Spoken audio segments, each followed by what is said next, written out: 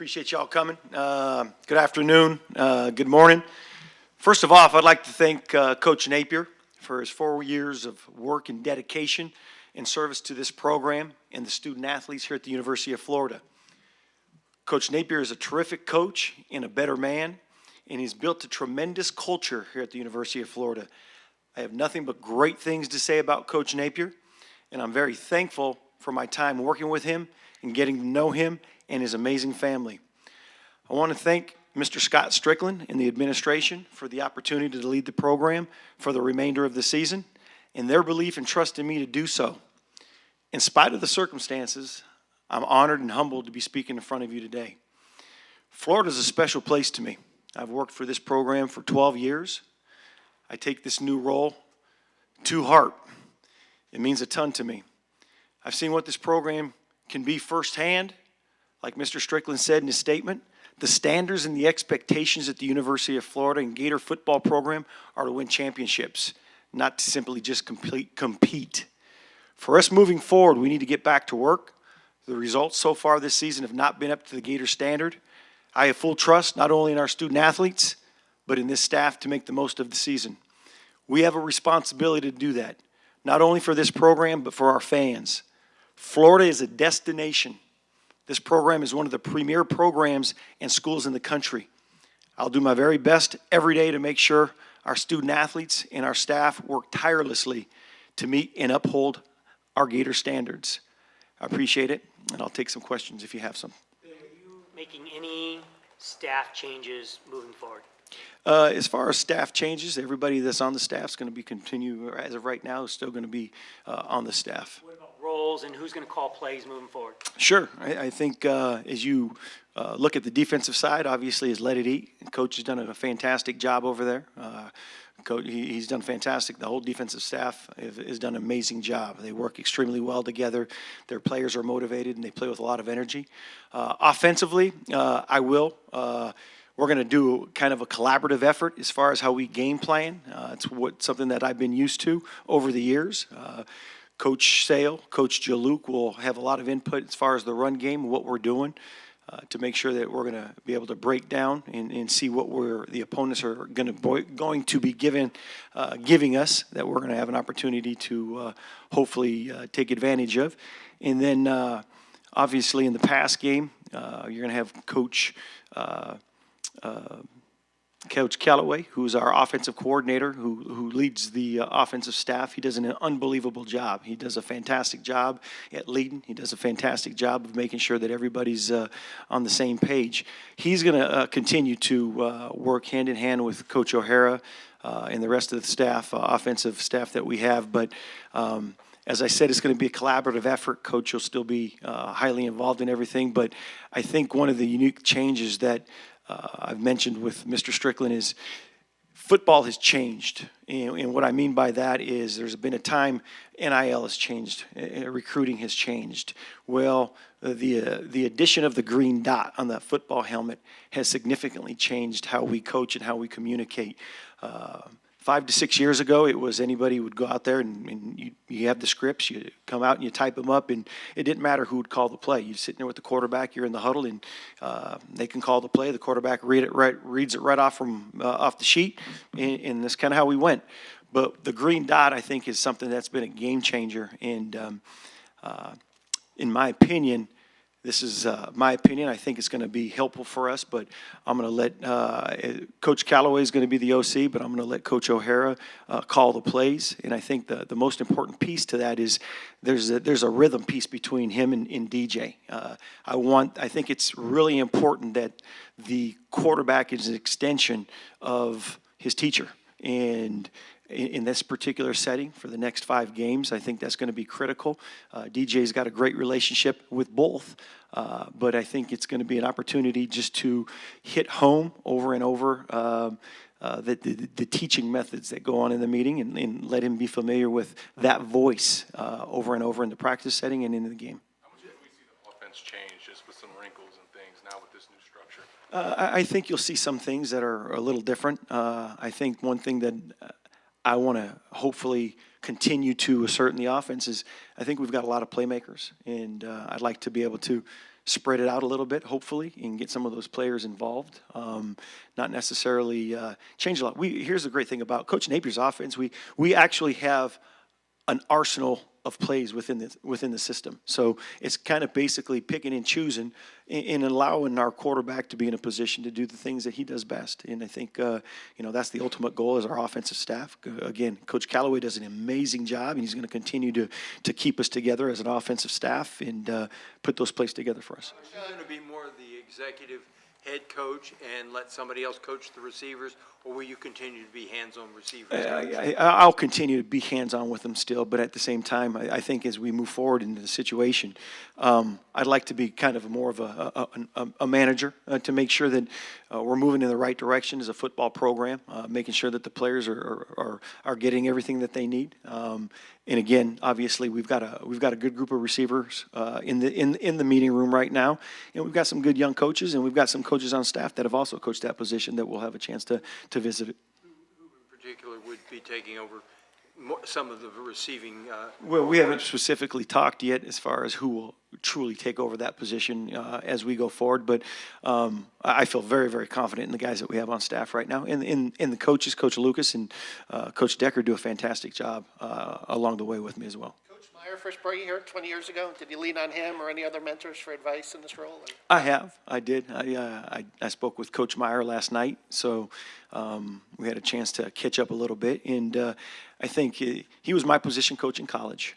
He was obviously had a chance to work with him at 3 different stops, and I did. I reached out to him, and I wanted to have a chance to just talk to him a little bit about the team concept. And I think one of the unique things he talked about, and we talked about, is you're walking into a situation where it's not the perfect situation for you, Billy, but at the same time, you got to make sure you're here for the players. We've got a bunch of seniors on this football team. We've got a bunch of underclassmen that are fighting, and they're going to do everything that they can to be successful. But when you look at it, we went back and we started talking about the 2 national championships. I was very fortunate to be a part of those teams, and we started talking a little bit. And you know what? We weren't perfect back then either. We had a fight. We had to change some things. The things that we wanted to work at, and possibly when we first got here, we thought we were going to be a spread, but we didn't have all the pieces. And we changed. We had Billy Latsko. We had Eric Rutledge. We utilized the personnel that allowed us to be successful. So,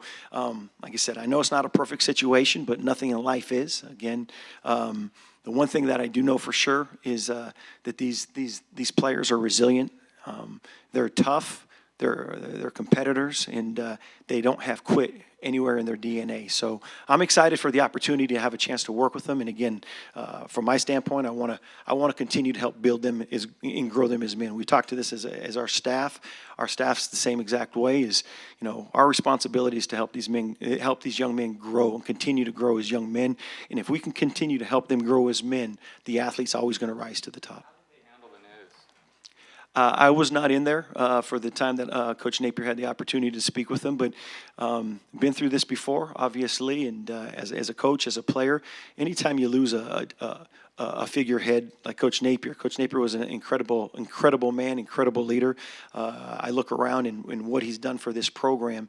It's always hard. It's hard. It's hard for coaches. It's hard for staff members, and so you've got to be as somebody that's part of the staff. I've got to be aware of it and make sure that everybody's on the same page. But yeah, there's feelings that are involved, and from the players too. Again, we've met with the leadership committee, and they do a fantastic job.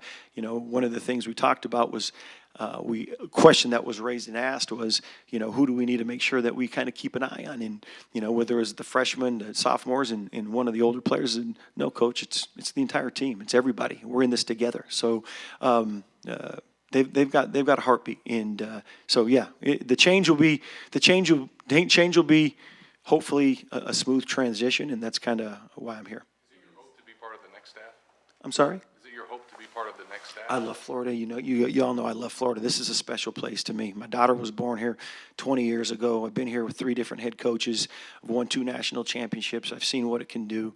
Not just the University of Florida football, but Mr. Strickland talked about the academics. He talked about all the other athletic programs around here. It's a special place. So this is a goal to mine would be to obviously to be able to stay here. But my first goal is to make sure that we put a fantastic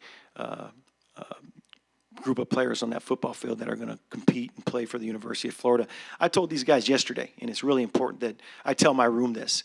You know, when you're in my room with the wide receivers, I always talk about you play for the patch, and that means a lot to me. It means a lot to our players. I had a long talk with Brandon Spikes this past year, and we went back, but it is. You play for the patch, and I think that's the most important thing.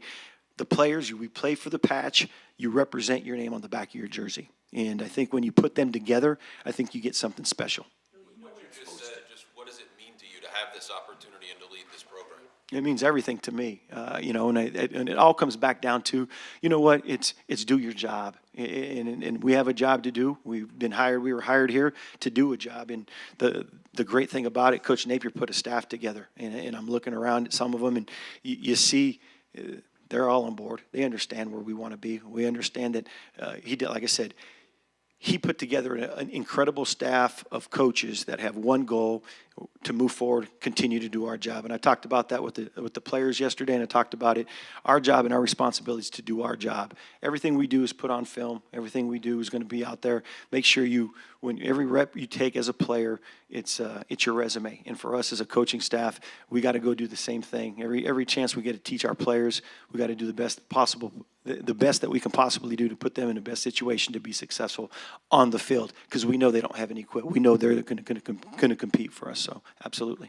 Obviously, you know what it's supposed to look like offensively here at the University of Florida. It hasn't looked that way this season. What has it been like behind the scenes to kind of watch the offense struggle like this? And do you think these last 5 games can be a chance to maybe even take the chains off, unleash it a little bit? Well, you know, from the same side, and then looking out from your side, I see the same things. You know, obviously we want to be more productive. We want to be more explosive.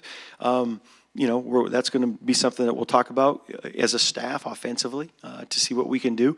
But I think every player has strengths, and I think the one thing that we want to be able to do is put our players in the best possible position and play to their strengths. And if that means tweaking some things where we can get guys, whether it's RPOs, taking different types of shots, different types of play actions, that's all part of it. But it's to I've said this over and over. It's not about the play. It's about the player, and it always will be. The player's the one that's going to go make the plays, and you got to be able to put them in an advantageous position. We've got great players here, so if we can put them, get some guys the ball in space and let them work, I think you'll see a Florida offense that's ready to roll. Coach O'Hara move upstairs. As of right now, we have not talked about that. I do like him down on the ground, getting a chance. I think it's important that he has an opportunity to sit and talk to DJ and have DJ look at him in the eyes. And I think that's always something that I've always thought was an important piece as a quarterback coach, getting a chance. And again, that's the main reason to me why I would like him to call plays, just because of that relationship of being able to look at the quarterback, talk to the quarterback, visualize the quarterback, so they're seeing the same things and hearing the same things. Speaking of playmakers, we haven't talked to you all season. The 2 freshmen. Yes, What's sir. your assessment of these 2 young men and their impact? Well, I really like all my freshmen, to be honest with you. And I know some of them are redshirting, but if you talk about, you know, VB is an incredible football player. He's super smart. He's super detailed. If you were to walk into a meeting, you'd see him taking notes. He's got his iPad out. He's taking notes, and that translates. If you're good in the academic setting and you're taking care of what you need to do as far as learning, the learning atmosphere, it translates. And he's done a fantastic job. He's super quick when it comes to picking up an offense or a play. You can talk to him about it. He can visualize it. He can see it. Then we go out and rep it, obviously. But he's got an innate ability. He's got great make you miss. He's got great speed. And he's got a great desire to be great. He's got that want to. He's a competitor. He wants to be great. So extremely excited about his productivity so far and his future, obviously. And then, Dallas, it's been great to get him back out. Obviously, we knew he had an injury that he battled through at the beginning of the season. And it weighed heavy on him. It took a toll on him. It bothered him. It hurt him as an individual. And you hate to see it happen, but you always like to see somebody that it cares. You know, when somebody's not afraid to shed a tear because they want to be on that football field. But the great thing about Dallas, every walkthrough, every I guess I should say, game prep.